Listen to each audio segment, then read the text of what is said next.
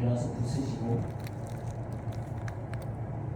근데 만약에 딱 바다를 한 번도 보지 못한 사람이 이제 안대를 딱 해서 바닷가에 딱 앉혀놓으면 파도가 딱 밀려올 때 저게 한 번으로 끝난다고 생각할 수 있을 때, 한 번도 본 적이 없다면. 근데 우리가 이제 잘 알다시피 파도는 보면 끊임없이 계속 파도는 오면 부서지고 또 오면 부서지고 계속 끊임없이 오다니는 파도가. 그래서 우리의 삶이, 우리 앞에 있는 우리 인생이 정말 하나님 앞에 하는 그날까지 정말 끊임없이, 정말 작은 파도, 좀 큰 파도, 끊임없이 끝나지 않고 계속 몰려오거든요. 이 일이 끝나면 또 다른 뭔가가 그런 파도가 돼서 또 오고, 또 이 일이 끝나면 또 다른 뭔가 파도가 돼서 또 오고, 끊임없이 우리 인생에는 그 파도가 계속 밀려옵니다. 만약에 이제 해일이나 이렇게 엄청나게 큰 게 오면 도망을 가는 거죠. 하나님께서 말씀하셨다시피 우리가 감당하지 못할 때는 피할 길을 계시다는 것처럼 그들은 빨리 이제 도망을 가야 되겠죠. 우리 인생이라는 게 정말 그렇습니다. 마태복음 11장 28절 그리고 30절까지 말씀을 드리겠습니다.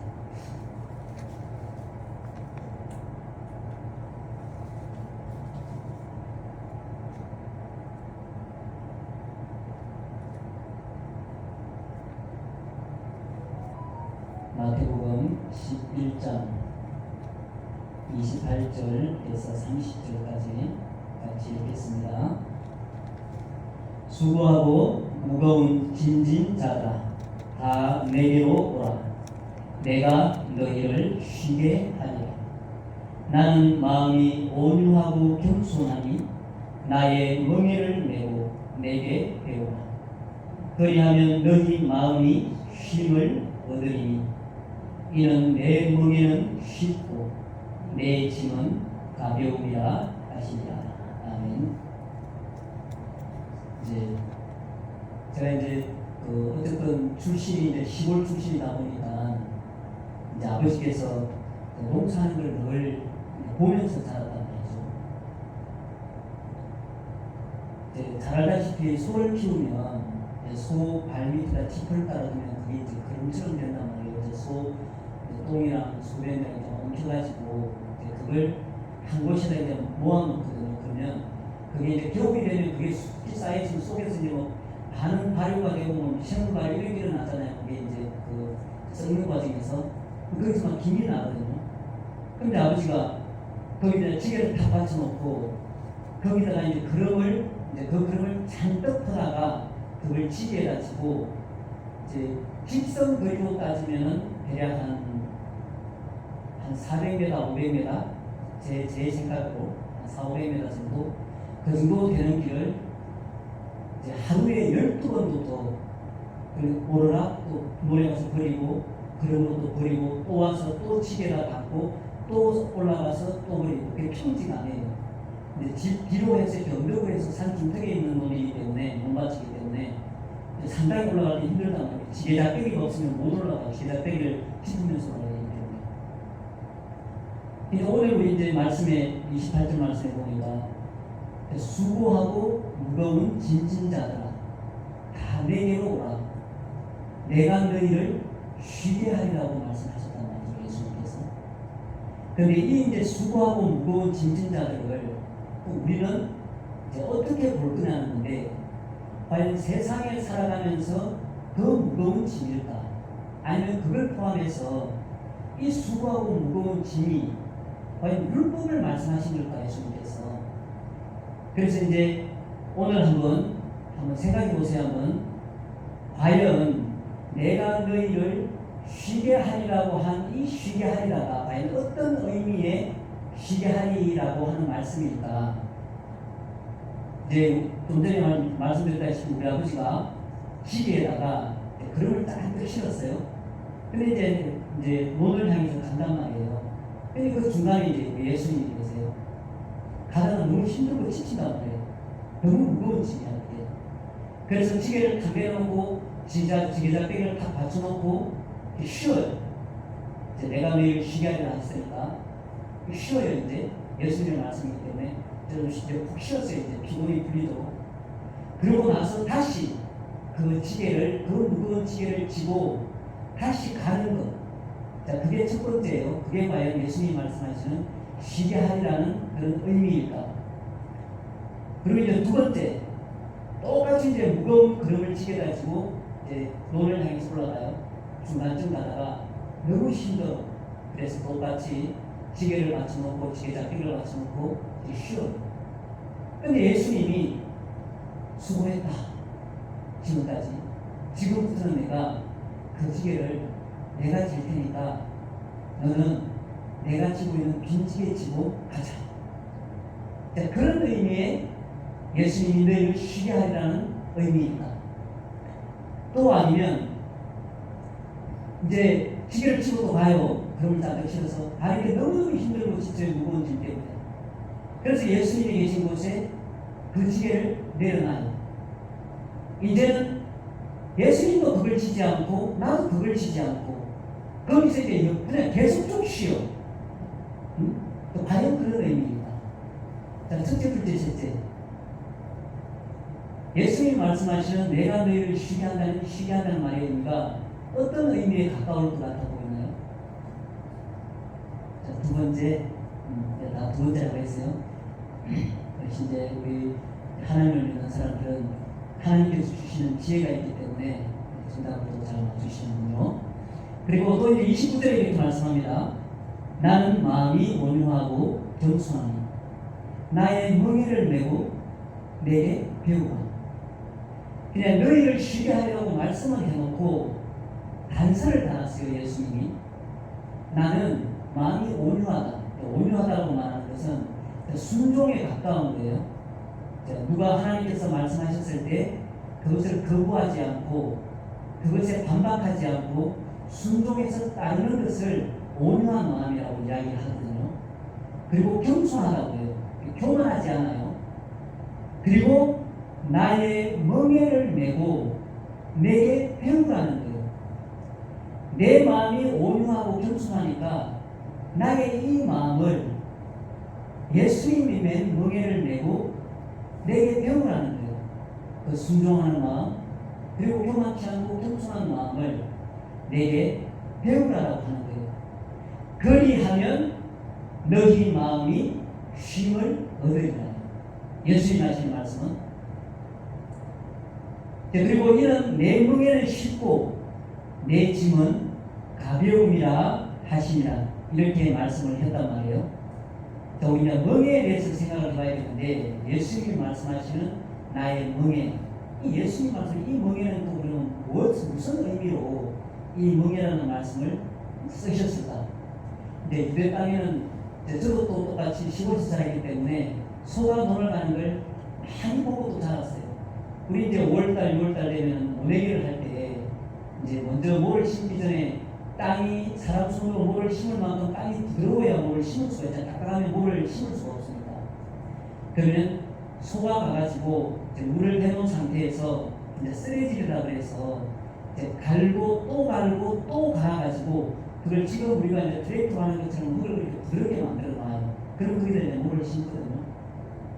그러면 그 소를 이제 쟁기를 끌고 이제 따라가면서 시골에 보면 알다시피 무슨 경작이 이렇게 뭐 토지 정리가 안 되는 시대니까 길이 해봐야 얼마 안 돼요. 제일 큰 놈 해봐야 여기서 저 끝에 갈 정도 길이, 뭐 짧은 건 여기서 한 반 정도밖에 안 되는 길이, 그런 길이단 말이에요. 그러면 아버지가 뒤에서 소를 이제 쟁기를 끌고 이야 하고 이제 가서 쭉 뛰자고 간단 말이에요. 그러면 우측으로 돌아야 되잖아요. 그럼 아버지가 이제 이거 그 코에 메인 줄을 가지고 탁 때리면서 우로 하면 소가 오른쪽으로 딱 돌아요. 이렇게.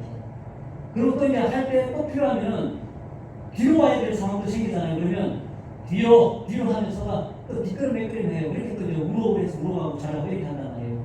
이게 유대 땅에도 또 빡치 그렇게 농사를 지었다는 거예요.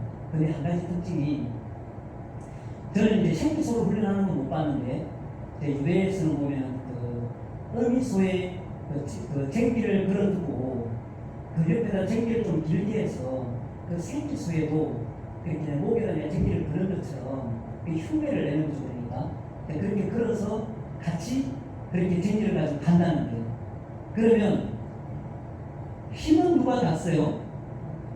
어미소가 힘을 다 쓰는 거죠. 떵떵떵 앓으면서. 그럼 새끼소는 등다가 따라가는 거죠. 그냥 쟁기는 몇 써요? 쟁기는. 힘은 하나도 안 드는 거죠.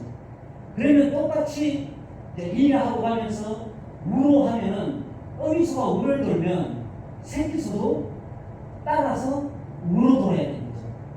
그리고 또 쟁기치다가 좌로 하면 어미소가 좌로 돌면 새끼소도 싫든 좋든 좌로 돌아야 된단 말이에요. 자, 그러면 오늘 지금 우리가 마음이 온유하고 겸손하다는 이 말의 의미가 나의 멍에를 메고 내게 배우라는 이 말의 의미가 오늘 이 어미소가 새끼소가 논을 가는 거랑 똑같은 이야기인데요. 뭐냐면 이 새끼소가 말하기를 정말 힘드네. 내가 노니까 다 잘하네. 그렇게 말하지 않는다는 거예요. 이 새끼소는. 그리고 야 정말 너무너무 힘들다. 정말 이 무거운 쟁기 때문에 너무너무 힘이 들었어. 그렇게 말하지 않는다는 거예요. 그래서 오늘 예수님이 온유하고 겸손함을 배운다는 것은 순종과 겸손을 배운다는 말인데 그 어미소가 오른쪽을 돌면 오른쪽으로 왼쪽을 돌면 왼쪽으로 그리고 겸손한 것은 엄마가 일을 다 했구나. 나는 정말 한 게 하나도 없네. 그 겸손을 배운다는 거예요. 똑같이 엄마가 가는 길을 똑같이 가고 왼쪽 오른쪽 똑같이 돌았지만 정말 나는 한 게 하나도 없네. 우리 엄마가 다 했네. 그 멍에를 말하는 거예요. 그래서 예수님은 내가 좀 전에 우리 아버지가 그릇을 딱 싣고 가가지고 이제는 너는 내가 지었던 빈지게 치고 따라와. 내가 네가 치고 왔던 거 그걸 칠게처럼 이렇게 어미소가 그 무거운 것을 다 짊어지고 그 새끼소는 그 가벼운 그 멍에를 메고 그 바깥을 걸 배우는 거예요. 어떤 마음으로? 내가 하는 게 아니고 엄마가 다 하는구나. 정말 내가 힘든 게 아니라 엄마가 힘든 거구나. 그걸 배운다는 거예요. 그리하면 너희 마음이 쉼을 얻으리라. 근데 좀 전에 율법에 대한 말씀드렸지만 율법을 지켜서 의롭게 되려고 하는 그 수고하고 무거운 짐, 그 율법을 하나하나 다 지켜서 내가 의롭게 되기 위해 몸부림치는 그 수고하고 무거운 짐. 예수님 가만히 계셔보세요. 제가 이건 다 지킬 수 있거든요. 제가 이걸 다 지켜서 제가 정말 하나님 앞에 인정한 받아볼게요. 내가 하나님 앞에 의롭게 한번 되볼 테니까 예수님 잠깐만 계셔보세요. 그게 또 율법을 지켜 하나님 앞에 의롭게 되려고 하는 사람들의 수고하고 무거운 짐이라는 거예요. 그래서 예수님께서 30절에 이는 내 멍에는 쉽고 내 짐은 가벼움이라 하시니. 그러면 이제 우리 땅에서는 이제 요 관계를 그러면 중요한 것은 지금까지는 율법을 지키던 내가 살아오는 삶에서 정말 파도가 끊임없이 나를 향해 오는 것처럼 그 수고하고 무거운 짐을 어떻게 해야 내가 예수님께로 옮겨 놓을 수 있냐가 문제죠. 내가 어떻게 옮겨 놓을 수 있냐. 낙심이 찾아와요. 절망이 찾아와요. 염려가 찾아와요. 불안이 찾아와요. 그런데 이것을 어떻게 나에게 있는 이것을 예수님께로 옮겨 놓을 수 있냐는 거예요. 결론이 무슨 수로? 예수님께 옮겨 놓고 싶은데 끊임없이 내 안에서는 그게 생기잖아요. 자고 일어나면 낙심이 생기고 오늘 어떻게 좀 컨디션이 좋을 때는 그 낙심이 사라졌다가 아침에 눈 뜨면 그 낙심이 찾아오고 또 눈 뜨면 절망이 찾아오고 또 눈 뜨면 두려움이 찾아오고 또 눈 뜨면 염려가 찾아오고. 그래서 우리 예수님이 말씀을 통해서 베드로전서 5장 7절에 하신 말씀이 너희 염려를 다 주께 맡기라. 이는 그가 너희를 돌보시리라. 그러면 너희가 쉼을 얻으리라. 그러면 금방 제가 말씀드렸다시피 왜 나는 내게 있는 이 무거운 짐이 왜 하나님께로 예수님께로 이게 안 옮겨질까?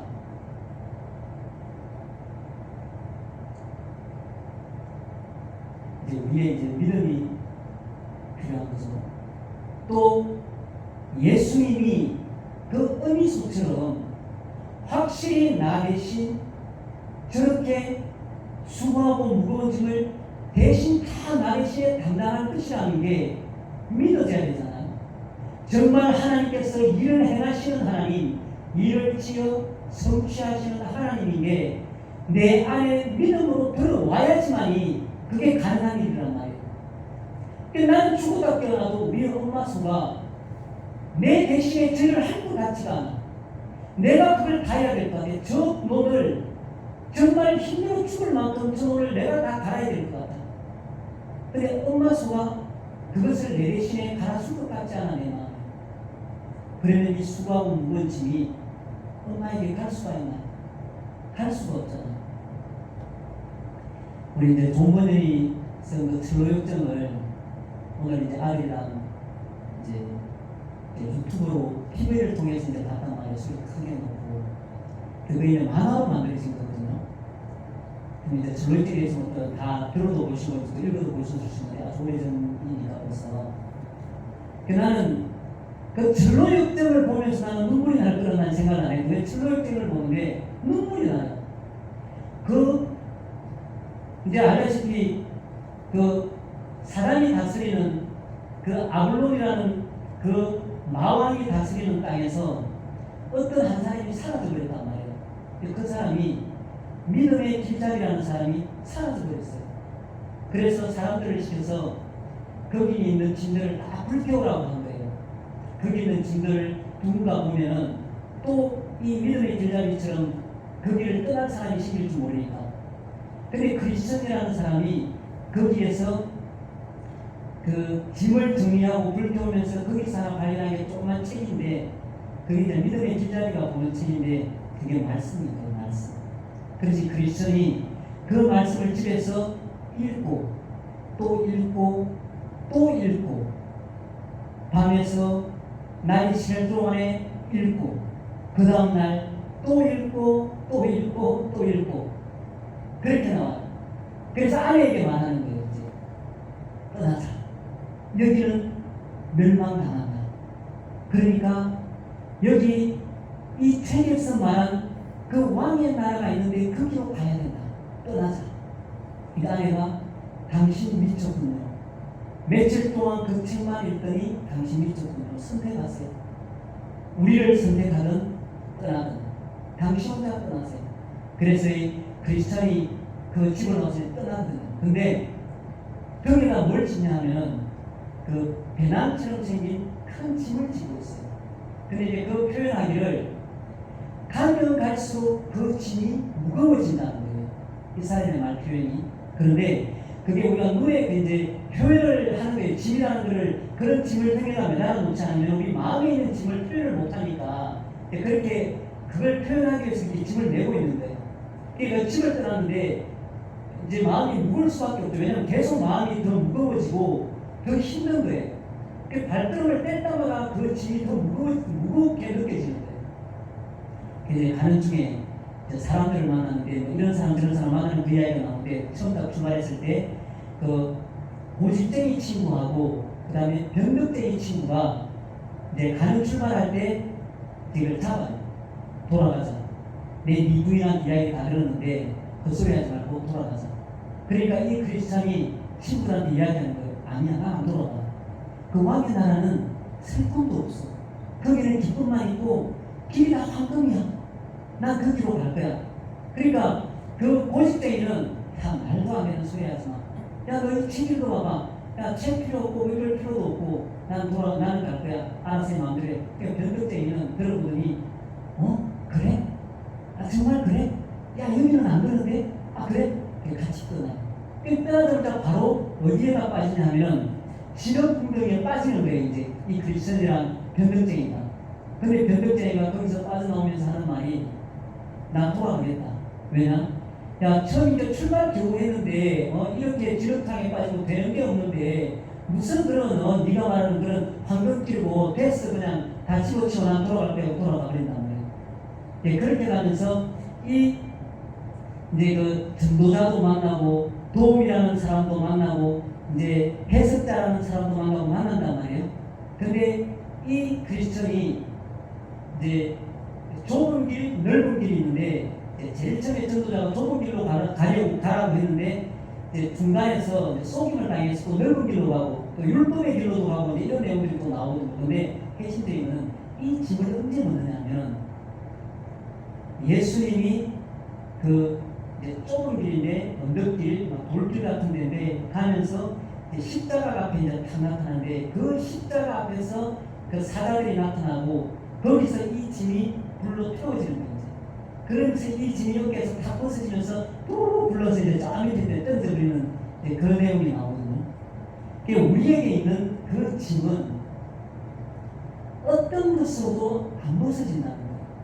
우리의 그 믿음이라고 하는 게 예수라는 그 십자가에 못 박혀 우리를 대신하여 죽으시고 또 장사한 지 3일 만에 부활하시고 하늘로 승천하셔서 보좌 우편에 앉으셔서 마침내 우리를 다시 데리러 오시는 그 예수님의 그 십자가의 그 사건이 우리 안에 생명으로 들어와야지만이 오늘이 낙심이든 염려든 두려움이든 그 어떤 절망도 우리 마음 가운데서 벗어질 수 있다. 그래서 우리 인생 가운데 일을 행하는 하나님, 일을 만들어 성취하시는 그 하나님의 그 말씀이 믿음으로 생명이 돼서 우리 안에 들어와야지만이 그 일이 일어난다는 거예요. 그래서 이 크리스천도 처음에서 떠나서 좁은 길로 들어서고 이런 사람 저런 사람을 다 만나서 지나갈 동안에도 그 무거운 짐이 벗겨지지 않아요. 한 사람의 속임을 받아서 저기로 가면 네 그 짐을 다 벗을 수 있어. 그래서 알려준 길이 율법의 산이었어요. 그래서 그 율법의 산을 오르다 못 올라가고 뒤로 떨어져 버리거든요. 그래서 하는 말이 왜 여기로 왔냐? 이 무거운 짐을 벗어준다고 해서 여기로 왔다. 응? 그러면 그 율법의 산에서 모세가 꼭대기에 방망이를 들고 앉아서 내가 내려갈 수 있겠느냐? 네가 올라와야지. 그러면서 그 율법의 계단을 밟고 올라가다가 떨어진단 말이에요. 그 율법으로도 그 짐을 못 벗어내고 결국 예수님의 그 십자가 앞에서 그 짐을 벗어버리는 그 장면이거든요. 그래서 우리도 정말 끊임없이 우리를 향해 오는 그 파도를 어떻게 그걸 그냥 잔잔한 파도로 우리가 받아들일 수 있을까? 나를 삼킬 만큼 큰 파도가 나를 향해 오는데도 그게 그냥 잔잔한 파도로 어떻게 우리가 그것을 받아들일 수가 있을까? 그것은 정말 우리의 믿음도 믿음이지만 예수님의 그 십자가가 정말 내 안에 생명으로 들어와야지만이 우리 안에서 그 일이 일어난다는 거예요. 그래야지만이 이 크리스천이 그 왕의 나라, 그 죽음을 뒤한 그 왕의 나라, 그 광경으로 깔리고 그 표현대로 슬픔도 없고 기쁨만 가득 찬 그 왕의 나라를 그 성경 말씀을 통해서 자기 안에 생명으로 그것을 받아들이고 십자가를 만났을 때 그 일이 일어났단 말이에요. 그래서 우리도 이 하나님의 태초에 말씀이 계시니라고 하는 이 말씀이 성경에 기록된 이 말씀이 문자적으로 기록된 이 말씀을 로고스라고 얘기합니다. 근데 예수 안에 생명이 있다고 말하잖아요. 근데 이 말씀이 생명력을 가져서 생명의 말씀, 살아 움직이는 생명으로 내 안에 들어왔을 때 그것을 레마라고 표현을 하거든요. 그래서 이 하나님의 말씀은 문자적으로 우리가 봤을 때는 그냥 소설에 불과하고 하나의 그냥 책에 불과하지만 이 말씀이 생명, 살아있는 말씀으로 우리 안에 들어올 때 하나님의 말씀은 역사를 하고 그리고 매일같이 끊이지 않고 우리를 향해 오는 그 파도가 나를 삼키는 파도가 아니라 그냥 그 모래사장에 부서져 사라지는 그냥 작은 아무 힘도 발휘하지 못하는 아무 능력도 없는 그런 파도로 우리가 바라보게 되지 않을까 생각합니다. 그래서 하나님 앞에 서는 그때까지 너희 염려를 다 주께 맡겨버리라. 그래서 어떠한 염려도 어떠한 낚시도 어떠한 절망도 어떠한 두려움도 어떠한 무서움도 정말 생명력에 생명 있는 그 예수 앞에서 아무것도 아닌 아무 힘도 아무 능력도 발휘 못하는 그러한 일들이 우리 인생 앞에서 날마다 일어날 수 있도록 정말 오늘도 예수님의 이름으로 축복을 합니다.